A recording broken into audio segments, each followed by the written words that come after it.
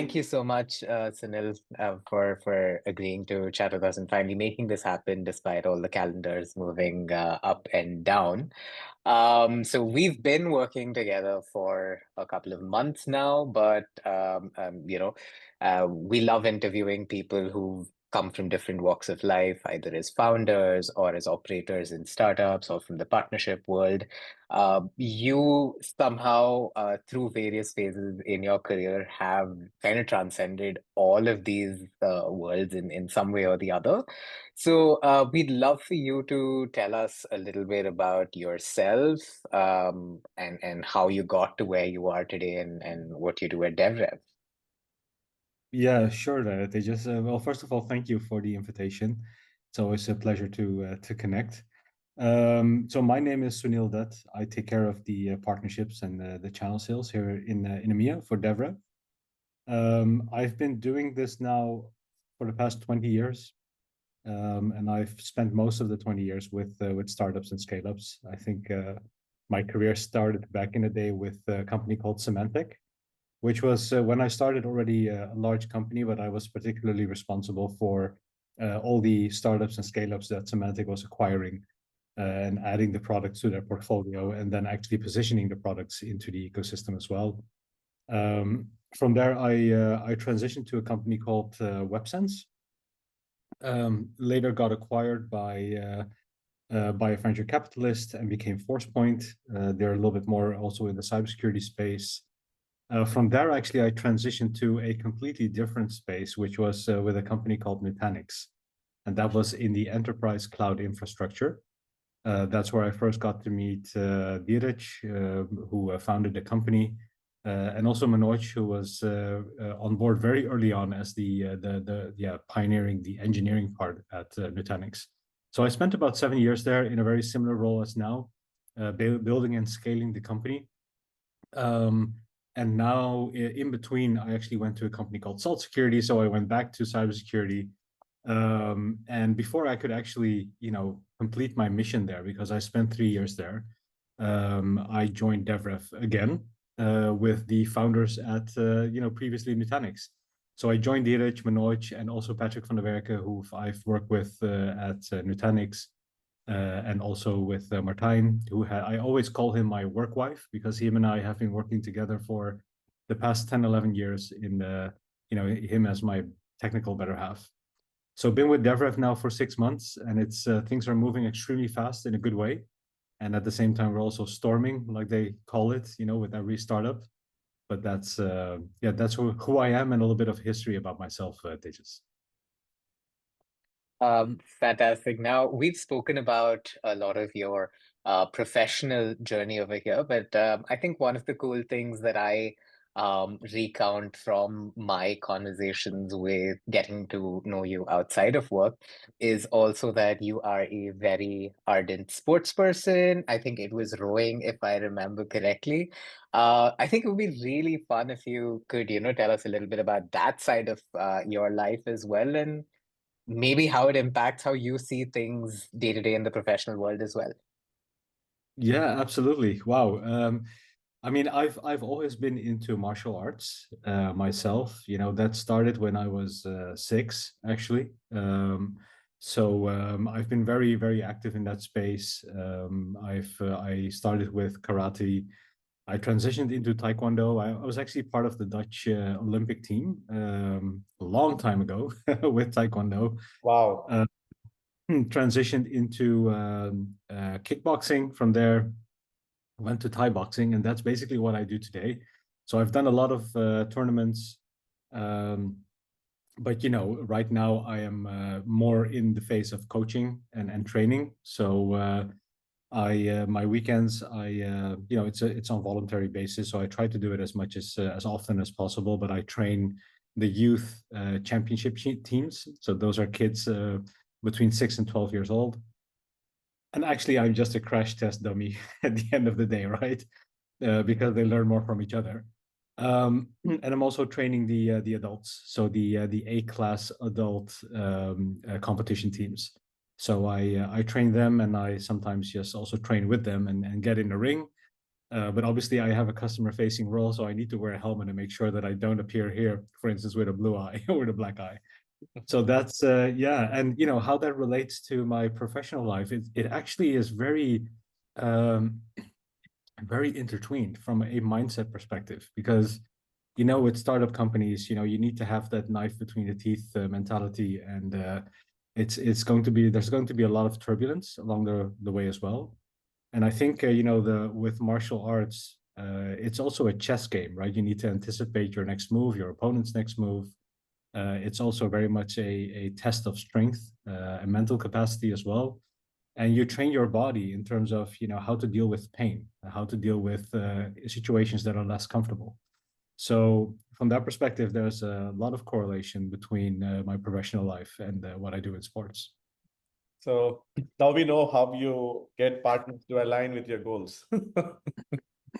Well, I punch him. No, I But mean, yeah, I mean, I think Chris, in all seriousness, you need to look for a joint objective eventually, right? You can only grow stronger together. It's not the one or the other. I really look at partnerships as a marriage, and you'll have ups and downs, but seeking alignment is extremely important. But before you get to that point, I think you need to build trust with each other before you get to alignment. And only once you have alignment, you can work together towards growth, right? yeah, absolutely. I mean, you spoke about what to do once you have started partnering with someone, right? But taking a step back, from a partner perspective today, and a lot of the people who'll be reading this interview are channel partners who are looking for that next, big SaaS company or partnership to scale their business, right? So what's your advice to them when there is so much noise? Everyone's an AI company, everyone's launching their AI SDR, everyone's, trying to hop on this, and how do you as a partner decide to work with one company over the other, one SaaS company over the other, right? What's Yeah. your advice? Wow. I mean, at the end of the day, like you said, there are so many vendors and everybody has this new shiny tennis ball. And, there are thousands at the moment, right, to choose from. And if you would go to any industry event and you would get $1 for every time you would hear AI, we would come out as millionaires, right? So it's definitely a big buzz. I would say related back to customers. At the end of the day, you need to sell the product to a customer. And then you need to ask yourself what problem, what pain is the product solving for the customer? And not only articulated by the vendor that's, has a proposal of a potential pain and a product that can fix it, but get that input from your customers. Because it's at the end of the day, it's not about AI. AI at the end of the day is just a vehicle to get to a certain point, which is an outcome. So let's look for those outcomes first. Let's look for the potential pains behind that first. And then from there, I always look at analyst reports at the same time because they have a bit of a broader view that extends across borders as well. And once you start combining those pieces of information, the puzzles all come together, and you get a bit of a good picture of would it make sense, yes or no, to invest in this technology. Got it. And as far as DevRev is concerned, where are you in your partner program journey? And how is the management looking at this particular function? Yeah. So let me answer the latter part first. Channels to our management, to our entire leadership team is extremely important, right? For all the obvious reasons in terms of building your brand, building credibility, and scaling at the same time as well. And particularly in my region, in EMEA, we are very channel friendly. We are very channel oriented as well. If you would compare that to regions like US, that might be a little bit less the case, right? You have more larger national partners, and languages are not an issue. Cultures are quite similar across the country. So partners, particularly in EMEA, help us cover for those those elements as well, the cultural fit between the company and the customer.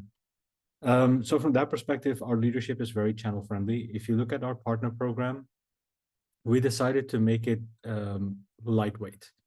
as easy as possible for a partner to get on board, right? So right now we have a partner program where partners can have two different flavors of working together with DevRev. You can either become a reselling partner, where you will get access to, our supporting organization, including marketing, development funds, education, enablement, etc. Or you can just become a referral partner, where you have a lot of contacts and you might be a consultant but working by yourself, and can get us a seat at the table, and from there we'll do the heavy lifting. Right. So those are the two models that we're currently offering.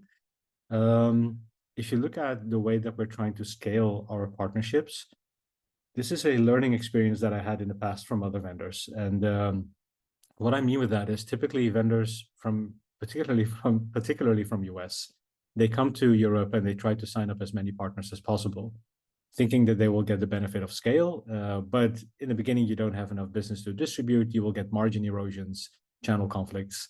And at the end of the day, after 2 years, they still do a consolidation exercise because they want to name their focus partners, right? But then the damage is already done. So we took a very conscious decision to do it the other way around. Let's go deep with a few partners instead of going extremely broad. We realize that this is still a space of education and evangelization. Although that AI is the biggest buzzword, there are a lot of subcategories, and there's still a lot of education that needs to take place. When I talk to an average CIO today, and I ask them about AI and AI programs and where it fits on the roadmap, the good thing is it's always on the roadmap. But if you start double clicking, but what exactly, then you see that the knowledge is still very limited to consumer-based AI like ChatGPT or Copilot, right? And we need to help them to get beyond that. And that means that you need to have a partner that is willing to lean in and drive thought leadership as well. So from that perspective, we believe in going deep and not broad today. Yeah, that's a very interesting point you mentioned about, let's call it AI literacy, right? Yeah. And just recently, I saw this LinkedIn post where a so-called AI influencer posted a video about, the create and configure screen on ChatGPT, which has been around for nearly 1.5 years.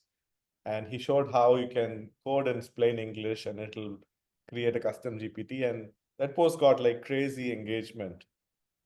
And that makes me wonder, like, there are people like us who are constantly, reading the latest and the greatest news. And then we also live in our little bubble and we assume everyone knows everything and everyone's up to speed. But, market companies, including CIOs, are probably just still struggling to catch up. And in fact, that was going to be my next question, right? I mean, it's clear for DevRev, EU is the region, especially from a partner perspective, to really go big. But you have this additional challenge in terms of the regulations. And Europe needs to balance between regulation and innovation. And there was a lot of talk about it even during the recent Paris conference. So how has been your experience? I believe it's been almost a year since you guys started, and would love to understand maybe a quick summary of what's the feedback been from the market when you're going and pitching these AI tools? Yeah. So from a regulation perspective, obviously this year at the beginning of the year, the AI Act got kicked in, right, in EU. So that has implications, particularly for companies that are working in the critical infrastructure space and are dealing with personal identifiable information and all that good stuff. And obviously in Europe, we already have a ton of other regulations, right? With GDPR and from a security perspective with NIS2, DORA, etc. So I think the saying where other regions innovate, Europe regulates. That's definitely the case. But if you look at from that perspective, it's actually not that different for AI as compared to any other technology.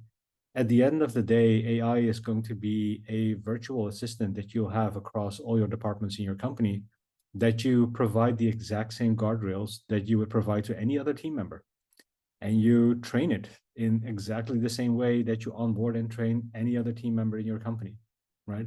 So as long as you maintain those principles, you should be totally fine, assuming that the technology that you're implementing is also ready and capable of applying those guardrails. I think that's going to be the most important part. So if I relate that back to DevRev made a very conscious decision that from the moment that we started to develop the platform, it had to be enterprise ready globally. So it had a security first thought in design by itself. So that once we get into a certain market and we need to go through audits in terms of GDPR, et cetera, that we could get those ticks in the boxes and not have to then re-engineer the platform because we were missing certain elements. So I think that was a really smart decision of DevRev to do that early on by design. And that takes time, right? I mean, look at the platform. It took about 3 years to actually develop DevRev before we could actually go to market. So a ton of effort has gone into that.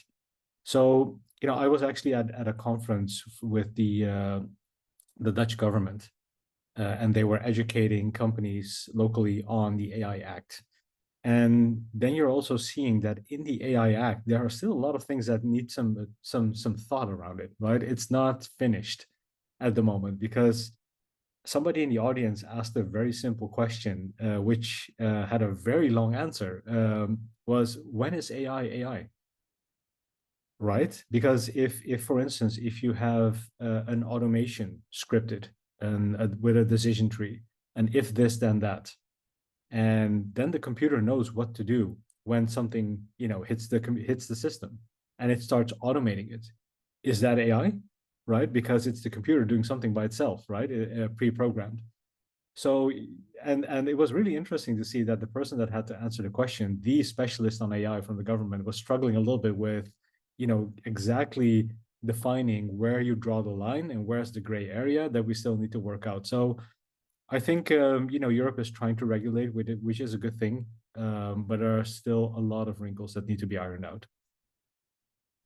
Yeah, I totally hear you on that, and I think this is a great segue for me to sort of take this as a bit of an aside, and so I recall just a couple of minutes back you mentioned, even your average CIO, when you speak to them, their familiarity with AI, a lot of it comes from the consumer AI that we use, be it Siri on our phones or ChatGPT on our laptops. But there's been one thing that really shook the world, which is DeepSeek. Like nobody saw DeepSeek coming, and all of a sudden it's here, and everybody and their grandmother now knows about AI, what it is, and so have you having been in the field and having been in a regulated ecosystem such as the EU, but also, one that's still affected by these global crosswinds in AI,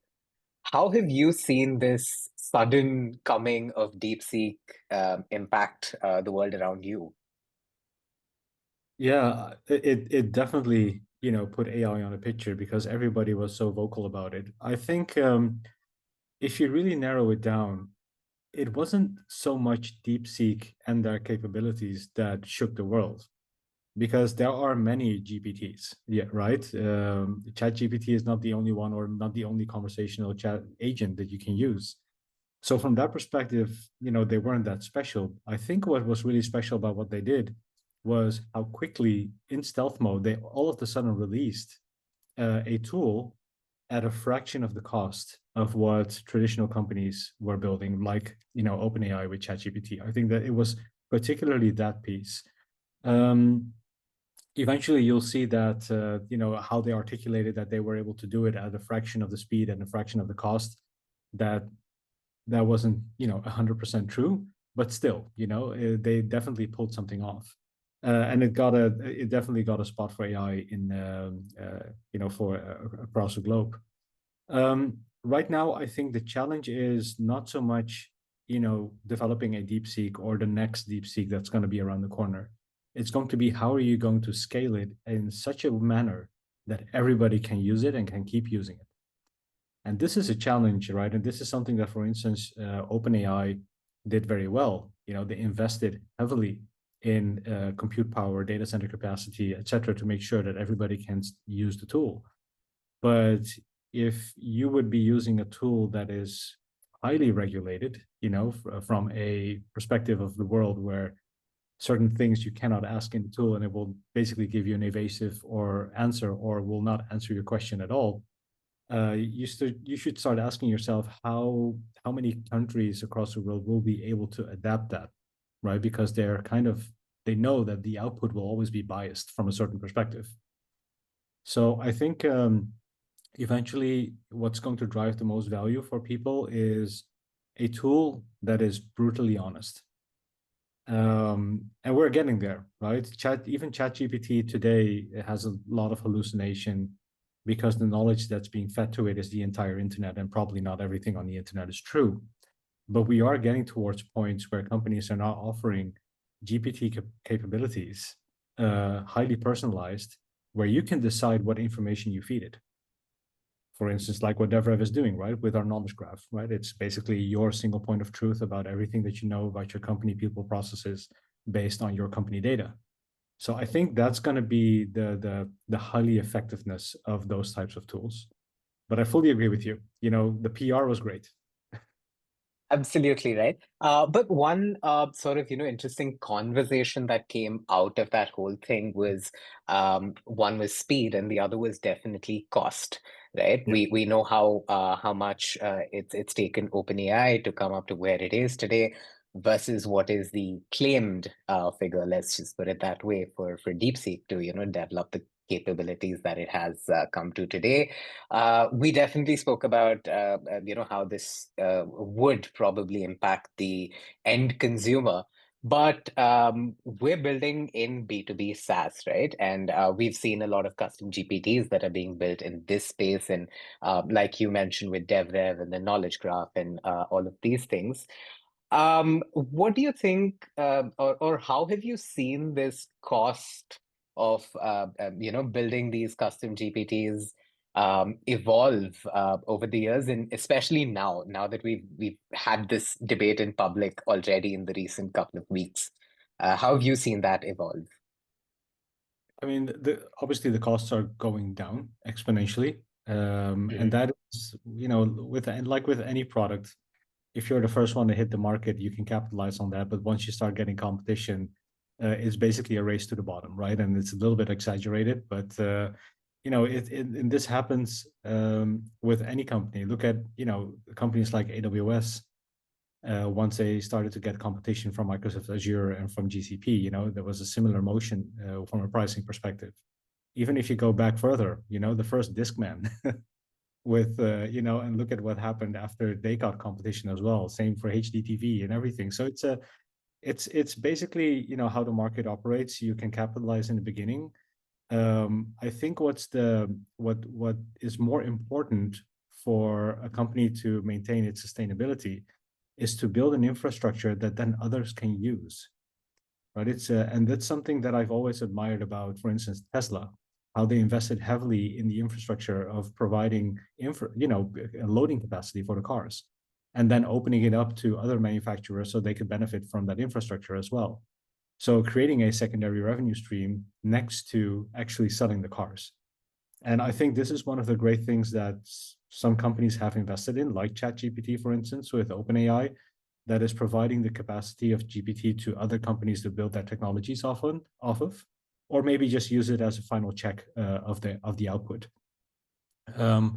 So I think it means two things: realizing that cost will go down, which means that profits will go down. But how do you cover for that? By creating a secondary revenue stream, and that's what some companies are doing really well. I have something completely unrelated to the topic. Why the name DevRev? What's the story behind it? Yeah, so DevRev is actually Dev is actually a proxy for development, and Rev is a proxy for revenue. Yeah. What DevRev does is bring those two together, which is really hard to do in an organization. And we learned that from personal experience, because DevRev literally originated from Nutanix. As we were growing and scaling the company from employee number 1 to employee number 7,000, we made a lot of decisions, right, in terms of acquiring technology, tools, implementing processes, etc. And the further we grew, the more that we noticed that we were creating a larger gap between what our sellers were doing in the field, what our developers were creating, and how our support team was mitigating churn. And this happens to every company, regardless of in which phase you are. But when you're growing, it's really easy to work together. But when you start growing exponentially, you get departments. And then departments start acquiring their own tools. And then it means that you have these invisible boundaries between departments because you can't look in each other's tools because it's so specific to what you do. And then you get managers, right? Once the departments are growing, and managers need to have access to reporting and analytics. They need to figure out, are my people doing the right things, and where do I need to invest as a next step in the company growth. So you get a lot of analytics tools as well, but also specific to departments. So this is a challenge that we had at Nutanix that we had to overcome. And that got translated into the DevRev platform. How do we create a situation that everybody within the company that is dealing with product or customer, which are the two most fundamental thing, right? Without a product, you don't need customers, and without customers, your products are gonna be obsolete. So every department that's revolving around that, how do we make sure that they can work together seamlessly? And how do we make sure that we drive product-led growth? Really develop solutions and products that correspond with customer needs, but also are proactively engineering away problems in the product initially. Because it doesn't make sense to create a lot of new shiny tennis balls on the left side if on the right side you have this high churn and you're losing all your customers, right? I think one thing that came out of the story that you just talked about the journey of DevRev and what it essentially helps teams do is quite I would say helps them stay accountable and helps them measure what they're doing better, right? So bringing this now to the world of partnerships, you've obviously been in that world for a very long time. What or how do you define success? I think that's something readers of our blog would be very curious to know. Yeah, that's a great question, Tejas. I mean, we all know how vendors typically determine if something is successful, right? And that's at the end of the day always driven by a number. Is the output what we're looking for? But I would actually determine success a little bit differently. Like I mentioned, and this is something that, and this any channel manager can relate to this because a lot of the things that we are doing is simply not visible to the rest of the organization. The organization only sees the output, which is a certain amount of pipeline that's being created, a certain conversion from pipeline to actual revenue, right? And that's what they see. But everything that happens in between, the hustle, the building, the relationship, the trust, the ups and the downs that we have to go through, they don't see that. But I think that really defines success. It's not the tip of the iceberg. It's everything that's beneath it that's happening right there that has most of the mass that delivers the eventual tip. And that can be a ton of things, right? Building trust cross-functionally within a partner, right? Not only on a management level, but how do you actually activate people that are in an operational sense at the partner as well? To me, activating a certain amount of sellers is an important KPI for me on how I measure success with a partner. Because once you can create intrinsic motivation with people to actually lean in and talk about your product, that's a place where you need to be. A lot of time and effort goes into that. It's not only the trust, obviously, it's the enablement part, it's the rinse and repeat, it's the regular check-ins, it's the, hey, are you still thinking of me? It's all that stuff. Another KPI that is probably not measurable in terms of numbers, but you can definitely feel it, it's more kind of a heart-to-heart thing, is the moment that you actually do go through a couple of downs together. How do you come out of that together? right? And once you've been through that a couple of times, that is such a determining factor for the strength of your partnership, with the overall brand of the partner company, but also with the individuals, right? So, I mean, stress tests are good. And this is, this is always with startup companies where we are moving extremely fast. We have our sales methodologies. We sometimes believe that a partner is on our payroll and they need to do what we believe is best, and etc. Going through these stress tests and coming out together strong, and being able to call somebody at the partner at 8 o'clock in the evening, 9 o'clock, and they actually pick up the phone, that for me means success. Because that tells me that you have a relationship, that is built to last, and that you can actually build a lot of business on top of, right? So for me, a lot of these non-tangible things are the ones that really, tell me, are we doing the right things, and are we driving together towards success, building that big chunk of ice between, beneath the tip, that will eventually give the output that's coming out of the tip, right? I hope that makes sense. Clearly, yeah, no, absolutely it does. And I think a lot of it just, goes down to how resilient you are as a person. And I mean, I'm sure for you, a lot of it obviously, goes back to our conversation about sport and martial art, and a lot of how that thinking is actually intertwined with what you do. And for me, again, a lot of what you spoke, right? You clearly called it out as intangible. So there's a lot of human to human element, etc., that we have over here. But there's also a lot of AI that's kind of creeping into these functions, these roles. So as somebody who's, let's say, in a partner management function, Mm. how do you see the role of AI in your day-to-day working? Yeah, so I don't think that AI is here to replace human beings. At the end of the day, I think AI is here to make sure that your best people can focus on the most difficult problems, and that AI can take care of anything that's repetitive or mundane, or can maybe even, be an agent that's learning from what you're doing and preemptively already working towards what you need next. So it already prepares a lot of things for you, right? So it's here to make people's lives easier. And what I'm seeing from an AI perspective is that, and this is a broader change in terms of how we do work, is that everything becomes conversational. I was actually talking to a customer, this was last week, and we were joking around a little bit about, remember when we were, looking at Star Wars and Star Trek, and people would just talk to a thing, and then a machine, a computer would answer and provide them of input, and you would look at Knight Rider and you'd have Kit, and a car would show up, and you'd have the Jetsons and all that good stuff. But at the end of the day, it's just people talking to a computer and a computer providing output. Back then it was science fiction. Today it's literally a reality. This is what we're doing with AI.